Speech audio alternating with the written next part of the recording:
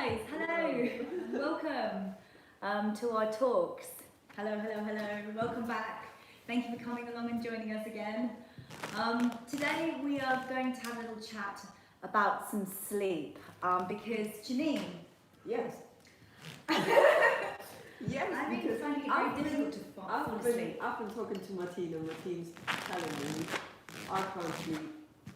I'm awake all night. Look all the rings under my eyes today, I'm so guys. excited. I'm so excited. And then I just go like, why? I'll sleep whenever, you know. Janine's one of those people that can fall asleep in like a second. I'm like, Janine, how can you do that? How can you just fall asleep in like 1 second? It takes me ages to get to sleep. And so we were thinking, well, yeah, this is quite interesting and something we really like to explore with you guys. Yeah. And we found lots of things that can actually help you to get some better quality sleep, to get sleep at all, to fall asleep, and also kind of to prepare for a really good night's recovery. Yeah. So you then also don't feel too tired like the next morning or whatever. So we're going to give you some really useful tips that you can apply from the very beginning. So don't go away because we don't want you to miss out on this great chance. And also if you've got friends at home, you know, who are finding it difficult, or maybe somebody in your family who finds it difficult to sleep, you can pass on this great information. These techniques really do work. Yeah, because we try them. I've done them myself. So they really work. And I've used them on my patients as well in the clinic. So it really helps them. And I'm sure it will really help you guys and your family as well. And your friends. Okay, maybe we should start with kind of exploring why you should sleep, why sleep is important, and also so what environment is needed to get the good quality sleep. Yeah. I think the first thing we need to understand is that sleep is really important. You need to go to sleep because that is the time when your body regenerates.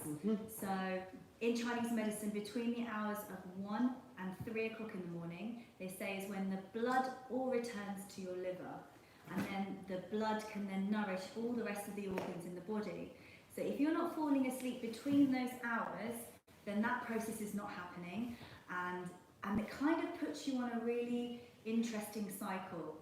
So if you're getting into a pattern of that happening, then over time, these things start to imbalance your energy in your body and start to impact on the organs and deplete what they call the yin and yang balances inside your body. Yeah, and it's similar in Western culture. They work with the circadian rhythm, don't they? And every one of us has this rhythm where you naturally, basically, you have energy boost, and then you have like dips, and it goes like this in a graph. I think if you just follow your natural rhythm that you have, like your body clock, then you can get the most out of your body as well, and the most out of your energies, and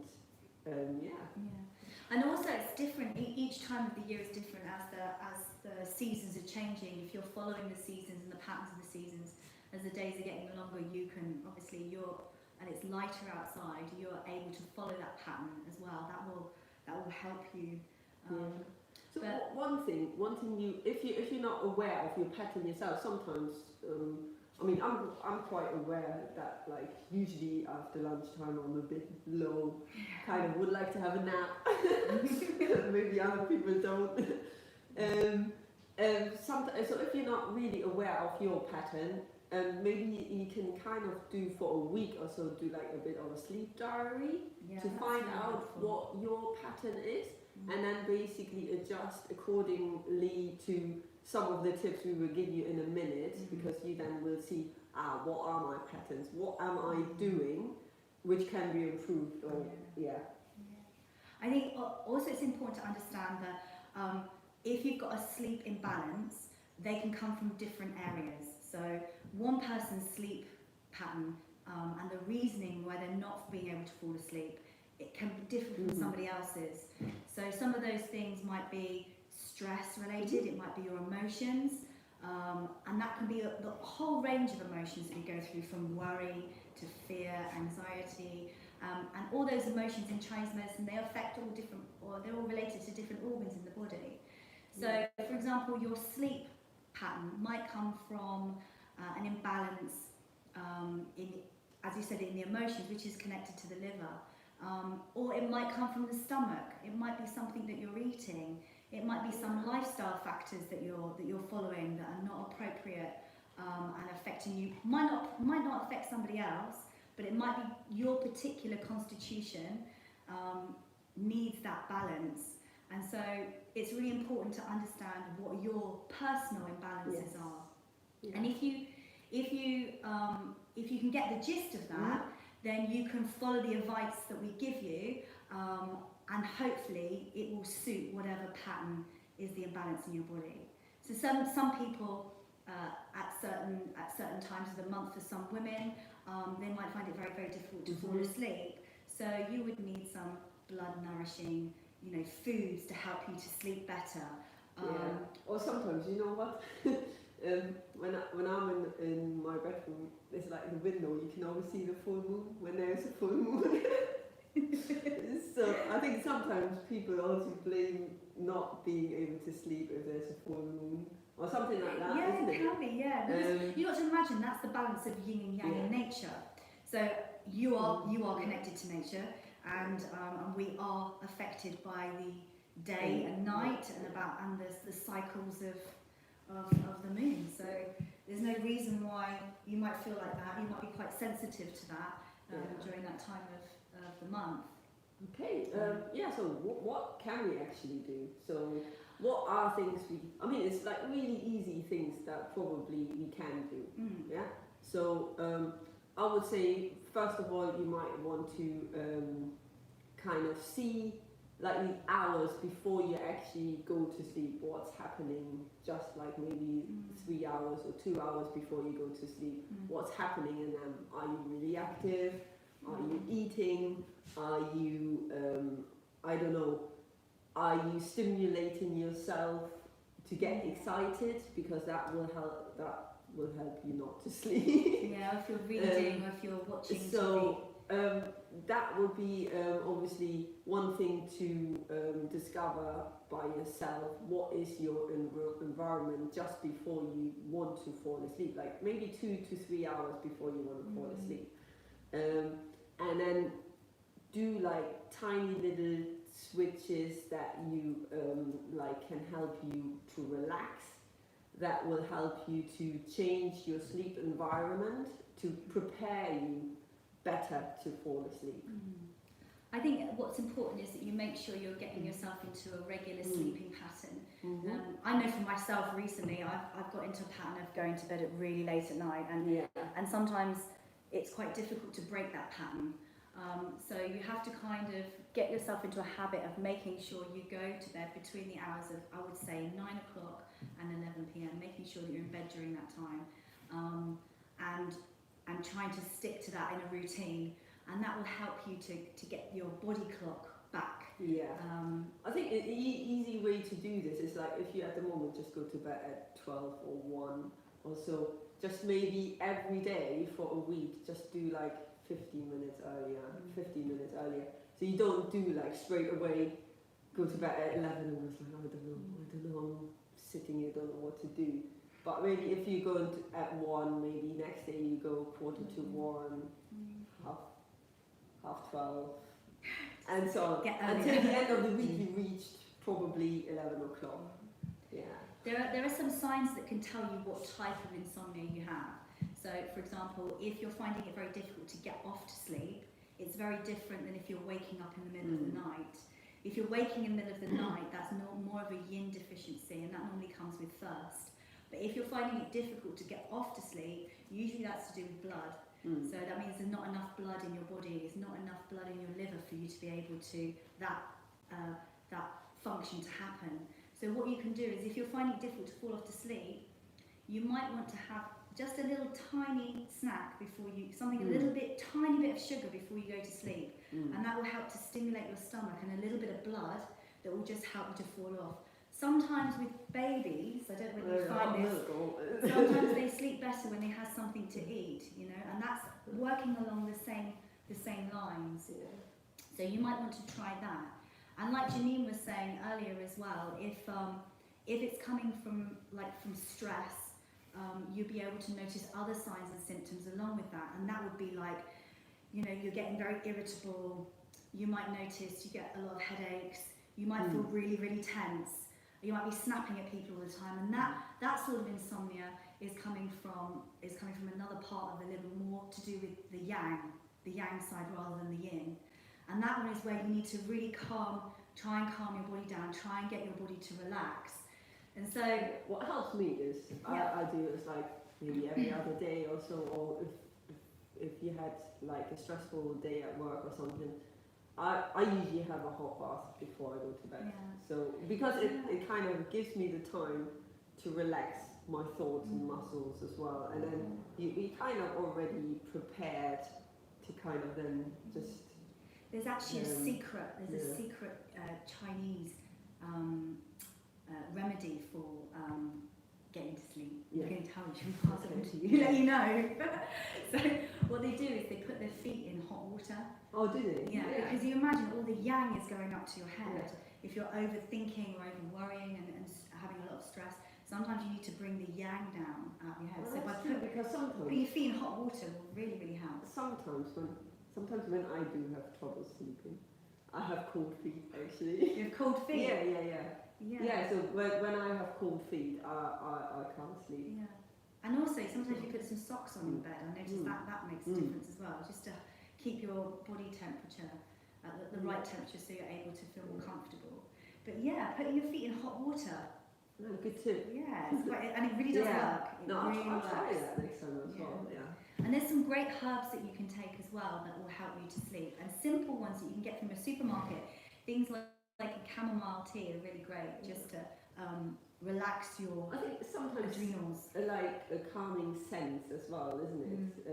Can stimulate like a bit of relaxation. Yeah, like some people choose like lavender and to help those different senses to help them calm down. And we're in a very stressful time at the moment. You can imagine, you know, people are going to be finding it really, really difficult to sleep. You're not the only ones who, you know, if you are suffering from sleep problems, there's loads of people out there in similar situations, and lots of different things can really help.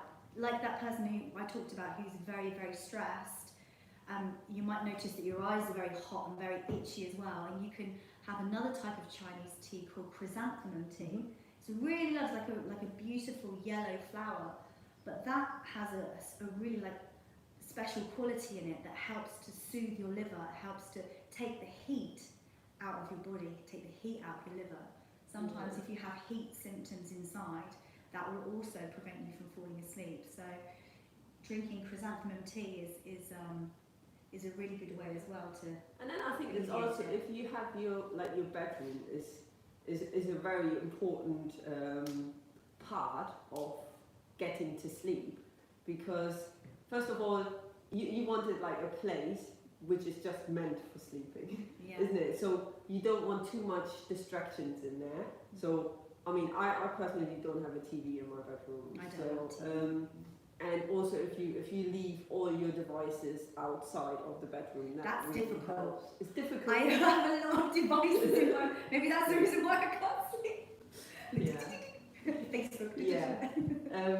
So I think that's one thing to try, you know. And I mean, the other thing is also, it's probably is linked, isn't it? So I mean, if you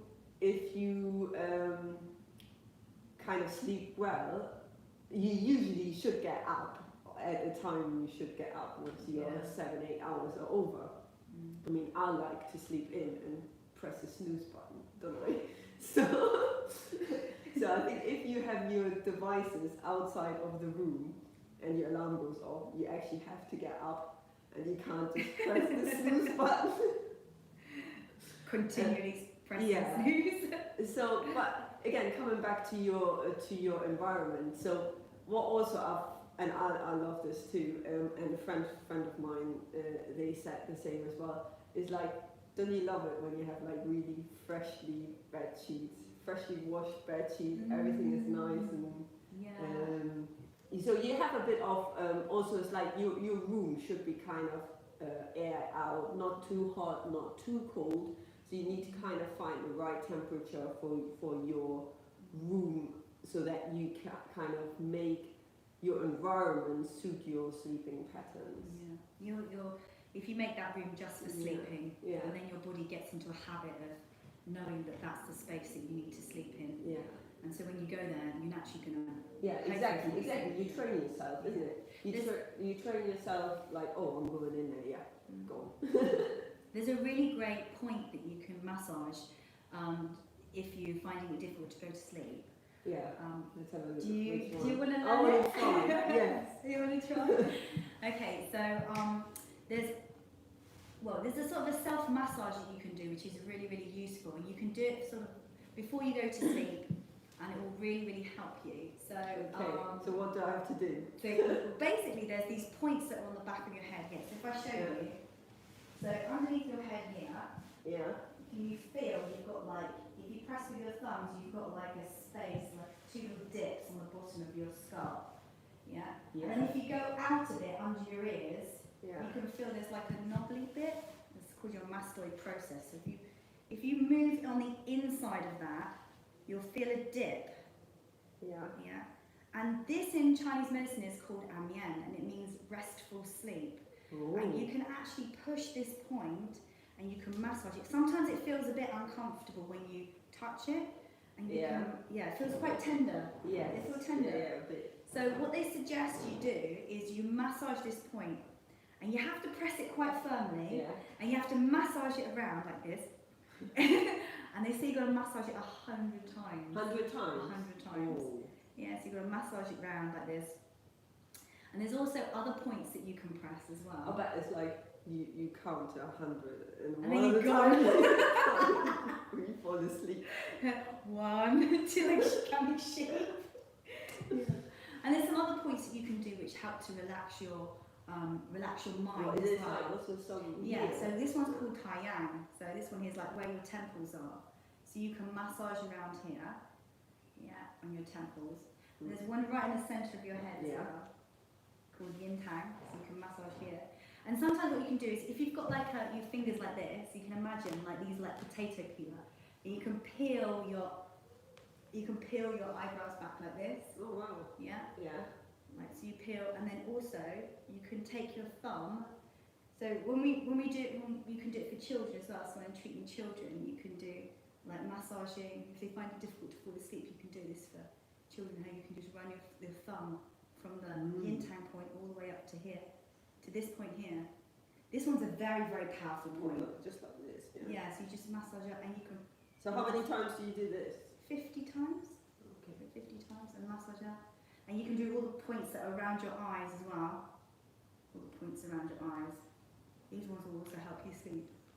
And then there's one other point, and they use it a lot in martial arts as well, and a lot in Tai Chi. You've probably heard of it. It's called a bubbling spring. Have you heard of this point? No. It's called kidney 1, and it sits right on the bottom of your foot. Okay. Yeah, it's right on the bottom, right on the, and what you can do is, if you massage that point, sometimes you can look it up on the internet, and we'll probably put a link up so that you guys that know would exactly be really helpful. where it is. We can put a link up. You can massage this point like a circle, and this is like bringing all the yang down from your head down to, from your head, bringing it down to your feet. So foot massage is also really good as well to help you to sleep. Okay. So you can do it for yourself, but you can also ask your partner your or friend, whatever. or to help you as well. Yeah. So these techniques can be really, really useful. Sometimes as well, eating late. I know I said that eating before you go to sleep can help you sleep, but sometimes in some cases, if you have a very heavy meal before you go to sleep, that cannot be great either. So you just have to think about what you're doing and act kind of accordingly to that. Yeah.